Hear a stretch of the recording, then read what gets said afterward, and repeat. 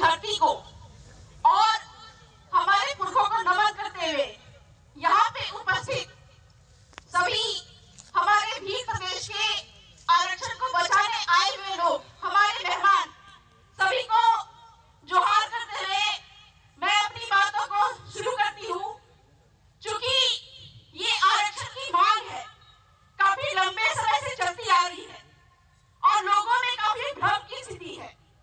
लेकिन एक कहा जाए, संविधान के रक्षक होने के कारण, संविधान के जानकार होने के कारण हम सीधे सीधे ये कहते हैं कि हमको आरक्षण चाहिए, वो कानून और संविधान के तहत यानी कि 5वीं अनुसूची के तहत मिलना चाहिए।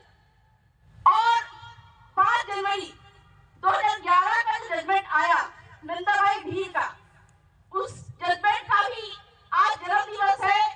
तो मैं आप सभी धरती के मूल बीज भीलों को बहुत बहुत जोहार करते हुए कहना चाहूंगी कि आज के दिन सुप्रीम कोर्ट ने ये बात कही थी कि 8% जो आदिवासी है, भील समुदाय है, वो इस देश का असली मालिक है।